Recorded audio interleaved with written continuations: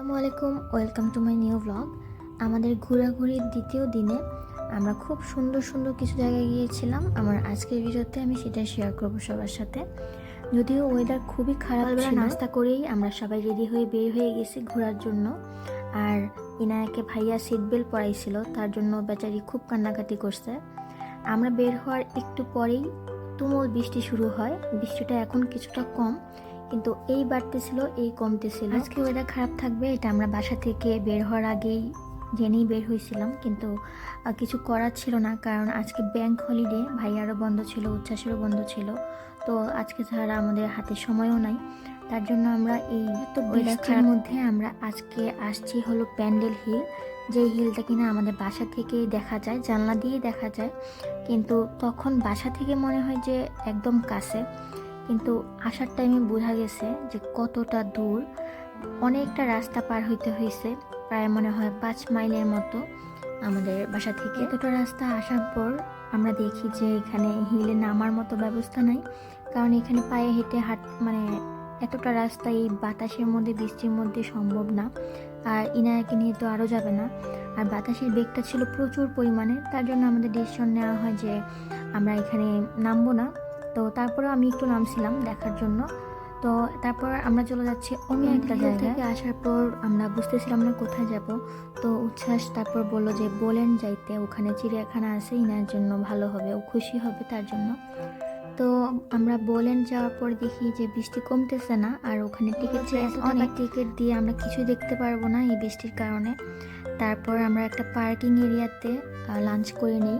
আমি বাসা থেকেই রাত্রেবেলা খিচুড়ি রান্না করে রাখছিলাম, মুরগি মাংস, তারপর কিছু ফ্রুট নিয়েছি আর পেঁয়াজও আমি বানাই। লাঞ্চ শেষ করে আমরা আবার বার্নলির দিকে চলে আসছি। আসার পথে দেখি যে বৃষ্টি কমে যাচ্ছিল আর একটু একটু রোদও উঠতেছিল, যদিও রোদ আবারও চলে গেছে।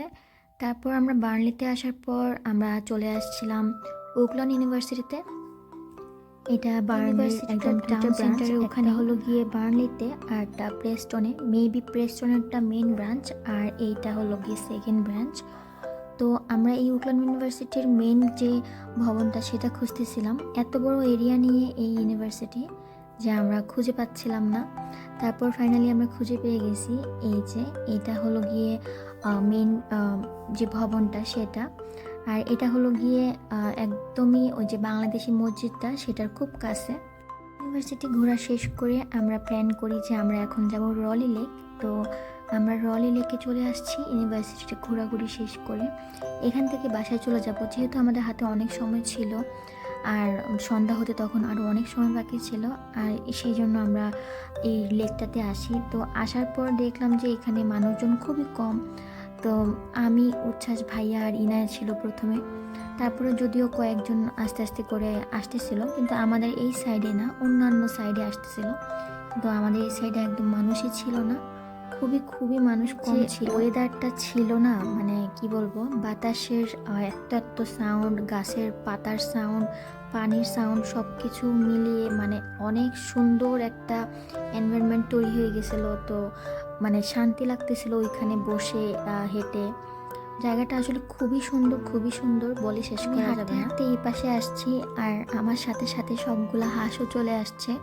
ওরা আসলে এক্সপেক্ট করে যে ওদেরকে মানুষ খাবার দিবে, তো আমি খাবার নিয়ে আসি নাই, তাই জন্য খাবার দিতে পারতেছে না। কিন্তু সব হাঁস এসে আমার একদম চারপাশে জড়ো হয়ে যেতেছিল, মনে হইতেছিল যে কখন সাপ এসে পড়ে।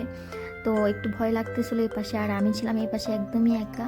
এই যে পিছনটা পুরাই ঘন জঙ্গলের মতো, মানে এখানে কেউ নাই আমি ছাড়া এই পাশটাতে।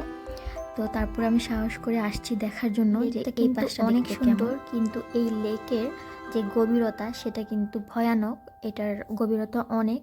যখনই আমি এটার গভীরতা সম্পর্কে জানছি, তারপর একটু ভয় লাগতেছিল যে কোনোভাবে যদি পড়ে যাই। তো করে এত প্ল্যান করে করে আমরা প্যান্ডেল হিল গেলাম, তারপর বোলেন গেলাম, হতাশ হয়ে ফিরে আসতে হয়েছিল।